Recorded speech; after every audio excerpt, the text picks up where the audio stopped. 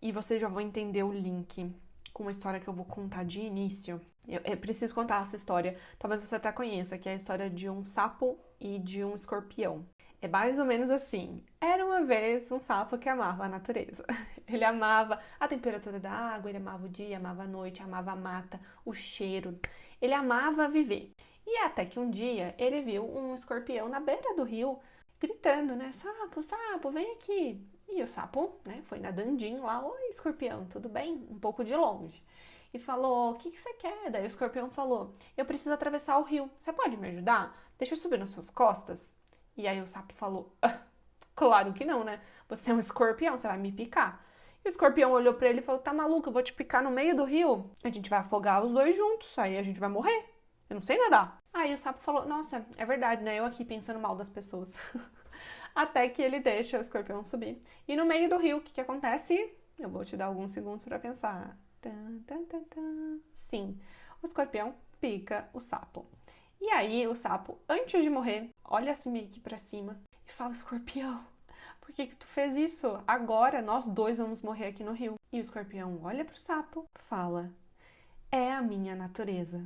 Então sim, a gente vai conversar sobre uma coisa chamada amizades. Eu sempre vi a galera sofrendo muito por amor, nas músicas, nos filmes, nos livros, nas dedicatórias, nas cartas, mas eu juro pra você, o que eu mais tenho dedo podre nessa vida é pra amizade. E a minha história com amigas dava, sei lá, um livro do Essa de Queiroz, assim, daqueles calhamaços, os maias mesmo, descrevendo, assim, a costura dos nossos uniformes, o jeito que a gente se olhava minuciosamente, porque a minha história começa lá na adolescência, né? Eu tenho o dom de virar amiga das pessoas que vão me sacanear lá na frente. Mas, na verdade, eu descobri que não é bem um dom, né? Tudo tem um porquê na nossa mente. Então vamos destrinchar isso aqui. Eu sempre quis ser aceita, sabe? E aí eu olho pra alguém que não gosta de ninguém, aí meu ego vai e fala: eu quero que essa pessoa goste de mim, hahaha. Só que hoje em dia eu aprendi que isso de fato é dar murro em ponta de faca, sabe? E aí eu tô assim com meu ego, quase que batendo nele, na porrada mesmo pra resolver. Porque não dá, eu preciso de paz, eu preciso que ele me deixe em paz, né? Eu tô aprendendo a olhar para situações e para as pessoas e falar, eu já vi esse filme antes. Não, a gente não precisa aprender só pela dor. A gente pode aprender pela experiência, pelo exemplo. Tem tantas formas de aprender, não é mesmo? Então, a primeira coisa que eu escrevi aqui, eu escrevi 5 linhas. A primeira coisa, né, é uma linha para cada item. Cuidado. E agora, vai parecer brincadeira, mas eu matutei isso na minha cabeça por dias. Eu preciso que alguém confirme pra mim se eu tô louca na minha tese ou não. Cuidado com quem tem autoestima baixa. Mas calma, eu tô falando daquela pessoa que claramente é mal resolvida consigo e pra se sentir minimamente melhor, rebaixa todo mundo. E eu já tive, assim, inúmeras amigas que humilhavam as pessoas. E eu acho que eu ficava ali vendo aquilo, ora, que pessoa cruel, não faça isso com os outros. Só que eu não me tocava que uma hora ia voltar pra mim.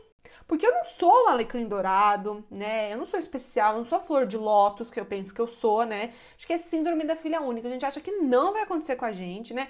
Mas uma hora, meu amor, uma hora voltava. E aí eu demorei anos pra entender que não era bem um dedo podre, era só um padrão comportamental que eu tinha e uma necessidade de ser super aceita. Só que eu não tinha acesso à terapia na época, né? Eu comecei a fazer terapia agora. Então, eu tô percebendo que são ciclos e ciclos e que as histórias são muito parecidas. Mas eu trago uma boa notícia. Esses tempos, eu cheguei na casa de uns amigos e eu vi que tinha uma galera muito red flag. Sabe quando você olha e fala, vixe, isso daí, meu amor, esse filme eu conheço o enredo, os atores, a trilha sonora, sabe? E aí, eu, pra me livrar da encrenca, né, no início, o que aconteceu? Padrão. Eu quis aquele mesmo mecanismo de aceitação, de aprovação. Mas aí, eu tô nesse processo de alerta comigo mesma, me corrigir, aprender a viver, porque eu quero crescer, eu não quero passar o resto da minha vida com isso, né? Comecei a apenas observar. Me tornei a pessoa observadora. Fiquei de escanteio com aquela galera ali e fui só assistindo os maus tratos. E aí eu lembrei muito do meu amor, da minha paixão da vida, que é o Ariano Suassuna, quando ele fala: olha, se for falar mal de mim, fala nas minhas costas mesmo, porque na minha cara vai ficar mó climão, sabe? Porque assim, não tem motivo pra você querer embates, pra você ficar perto de pessoas que você sabe que vão te diminuir, que você sabe que vão ser tóxicas, que a gente sabe que não vai ser frutífero, sabe? E esse negócio de, ai, fala mal na minha cara, não fala pelas costas. Não, gente, vamos aprender quando eu sou a Suna, sabe? Não fale mal de mim pra mim. Eu quero viver no meu mundinho de paz, no meu mundinho de morangos. É tempo de morangos, eu não quero problema, pelo amor de Deus. E aí isso me leva para o segundo ponto, que eu acho que faz muita conexão sobre não importar o quanto eu gosto de uma amizade, né? Eu preciso me priorizar. E assim, do fundo do coração, do fundo do coração, acredita em mim, tem amiga que pode ser mais tóxica do que aqueles boys muito tóxicos que a gente vê por aí. Tem relações amorosas que não tem nem a capacidade de ser tão tóxicas quanto relações com amigas, sabe? Assim, tem amizade que pode ser muito mais tóxica do que um relacionamento.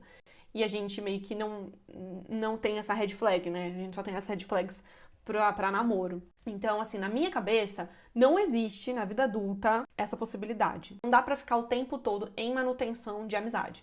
Ah, por favor, não me trate assim. Ah, por favor, não fale tal coisa na frente das pessoas. Ah, por favor, não me exponha. Ah, por favor, olha, os segredos que eu te conto, por favor, não conte pra todo mundo. Não dá tempo na agenda. A gente tem tanto trabalho, a gente tem tanta coisa pra fazer, tem tanto livro pra ler. Aprender que uma hora é necessário sair. Que não dá pra ficar ensinando todo mundo como você vai ser tratada. Assim, tem coisas que são senso comum, tem coisas que não. A gente realmente chega e fala, ó, esse aqui é meu limite, tá tudo bem, somos adultos, nos resolvemos. Mas, coisa básica, assim, de não compartilha minhas coisas, não me humilha, me trate bem, não dá tempo no relógio, a vida é muito curta. Mas é melhor agora do que a bola de neve ficar gigantesca e as coisas piorarem lá na frente, sabe? E aí o terceiro ponto foi que eu tenho aprendido que eu preciso também me tornar uma amiga boa, uma amiga melhor, sabe? Uma amiga que entende de limites. Porque quando as pessoas colocam limites, elas não estão necessariamente colocando barreiras. Elas só estão falando, ó, até aqui eu fico confortável. E como é bom amar as pessoas sabendo que elas estão confortáveis. Como é bom ser amada de uma maneira confortável. Como é bom tirar a palavra limite do campo da barreira e colocar a palavra limite no campo da amplitude. Os limites, eles abrem fronteiras. E eu não tinha essa perspectiva. Eu achava que alguém tinha que ser minha amiga, tinha que ser minha amiga para todos os momentos, minha amiga para tudo, minha amiga intensa. E não é bem assim. As pessoas têm uma vida, eu tenho uma vida. E as pessoas têm desejos, elas têm a própria existência para administrar, sabe? Então, eu acho que nos últimos anos eu tenho passado muito por essa reciclagem também de como eu vejo a amizade, como eu interpreto a amizade e como eu preciso melhorar como amiga. E aí, eu posso abrir aqui uma fofoca agora. Aquelas fofoca boa, que a gente até fala baixinho aqui, ó, assim, ó, sussurra. Foi o seguinte, eu fui amiga de uma guria recentemente, não tão recentemente assim, mas eu fui amiga de uma guria que até apresentei um amigo pra ela e eles começaram a namorar. E naquele momento eu aprendi a importância de ser uma boa amiga. Olha só, anos e anos, né, no pacote de aprendizagem. Por quê? Eles terminaram bem numa época, bem na semana que eu e ela tivemos alguns atritos. Assim, eu achei absurdo algumas coisas, ela também achou absurdo algumas coisas. Cada uma tem a sua versão, né? Mas aconteceu que eles terminaram e eu fiquei sabendo. E aí eu mandei flores pra ela com uma carta dizendo: olha, vem aqui na minha casa, se precisar conversar, flores pra você. Porque o término deles foi assim, surreal. Foi uma coisa que não dá pra passar pano. Foi uma coisa absurda. E aí, eu não queria mandar mensagem no WhatsApp, eu não queria nada. Eu só percebi que ela não tinha mais ninguém pra explicar aquilo além de mim. Porque eu fui aquela amiga madrinha, sabe?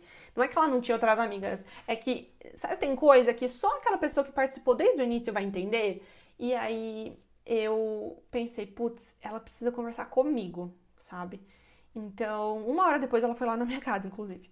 E aí a gente conversou e desabafou, eu chorei, ela chorou, né? Tudo sobre esse relacionamento. E depois de uns dias a gente continuou se falando e tal.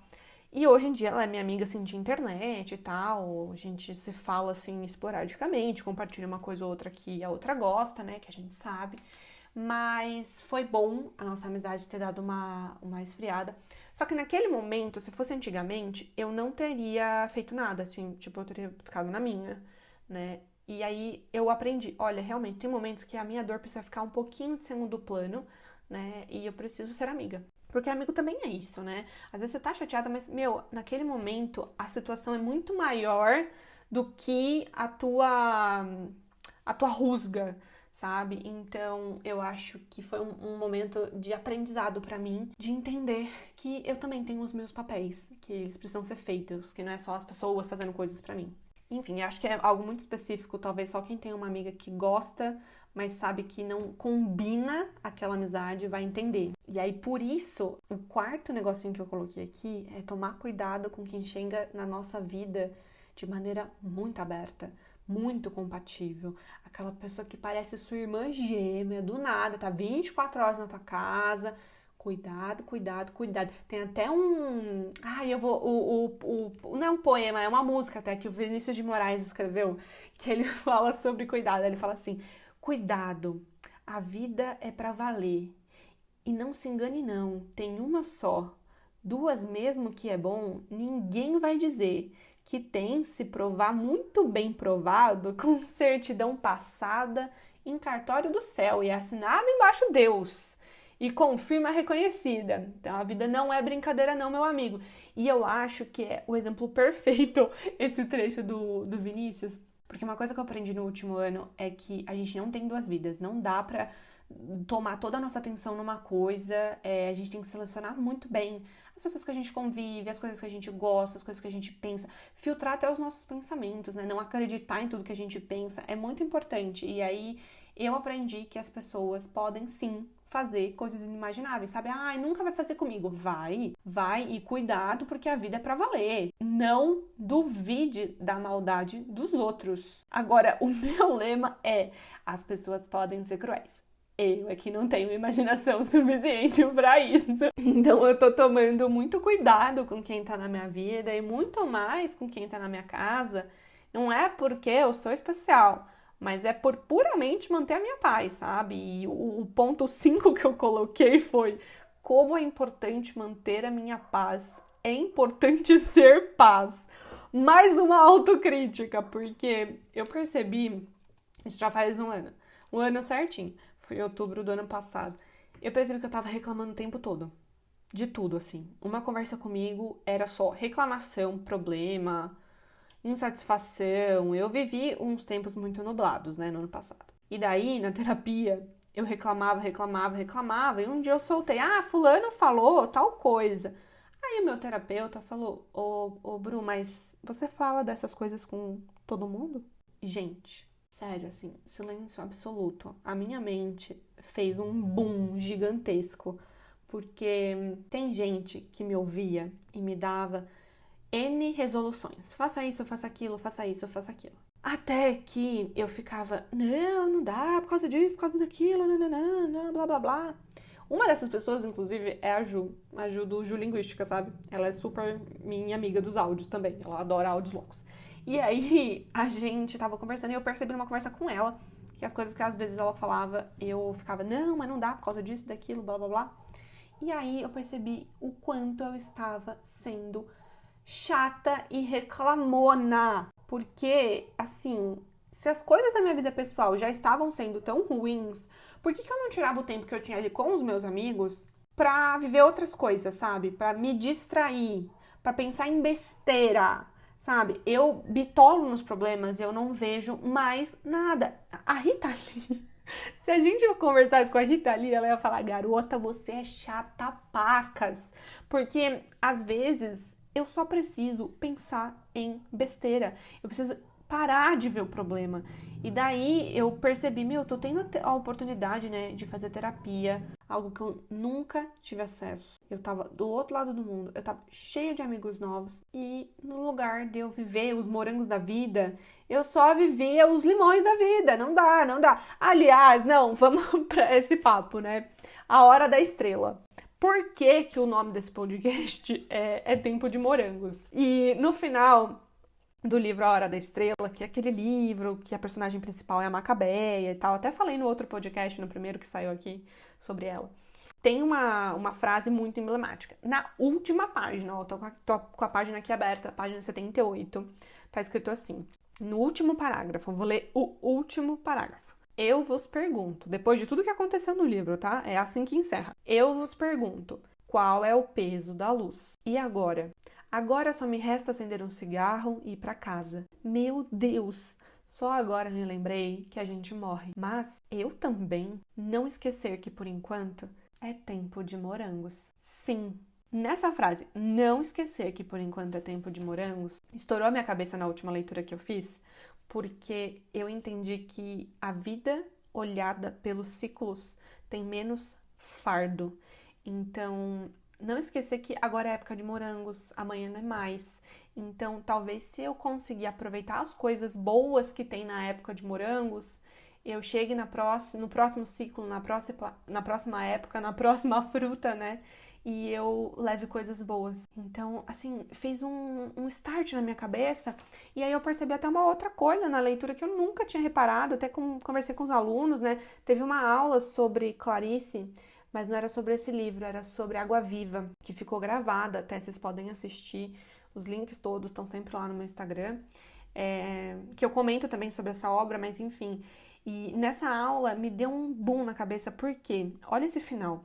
Não esquecer que por enquanto é tempo de morangos. Sim, ó, ela termina, a última letra do livro é sim. Só que eu vou lá pro começo agora e, queridos, o primeiro parágrafo do livro é o seguinte: tudo no mundo começou com um sim. Uma molécula disse sim a outra molécula e nasceu a vida. Mas antes da pré-história, havia a pré-história da pré-história, e havia o nunca, e havia o sim, sempre houve. Não sei o que, mas sei que o universo jamais começou. Que ninguém se engane, só consigo a simplicidade através de muito trabalho. Então, gente, ó, ela fala lá, né? Não esquecer que por enquanto é tempo de morango. Sim, aí no início do livro, tudo no mundo começou com sim. Então, as coisas começam quando a gente fala sim. Porque o livro, basicamente, é interminável. Porque ele termina com sim, que é, no caso, o que inicia as coisas. E faz muito sentido, porque foi o último livro da Clarice Lispector. Ela veio a falecer logo em seguida. E parece que foi uma mensagem, né? Assim, olha, sim. Então tudo vai começar de novo, né? Enquanto ela partiu. E eu não tô fazendo análise do livro, né? Já vai vir a galera da letras. Não mistura o autor com a obra, não sei o quê. Não estou numa aula, turma. Podcast, ok? Se você quer assistir uma aula minha, tem os links todos lá no Instagram. Ótimo merchan. Mas é porque às vezes eu falo as coisas na internet e a galera fica assim: mas você não pode fazer análise assim, assim, assim. Meu amor, eu não estou na frente da minha defesa do doutorado. Eu estou num podcast, eu estou no YouTube, eu estou no Instagram, tá? Inclusive tem muito artigo meu por aí, pode ler. Daí sim eu não vou falar essas coisas. Mas é que eu estou em conversas com amigas. Bom, então é isso. Acho que foram as 5 coisas relevantes que eu tenho pensado bastante sobre e que acho que estão me ajudando a ser uma amiga melhor e a me cercar de melhores amigos. Os limites não são barreiras, mas sim significados aí de liberdade. Enfim, então é isso. Obrigada por ouvir aqui meu áudio longo. Lá no meu Instagram, no Bruna Martioli, manda pra mim temas que você quer ouvir por aqui, porque eu adoro conversar sobre tudo. Então, beijinhos, até o próximo vlog, até o próximo podcast.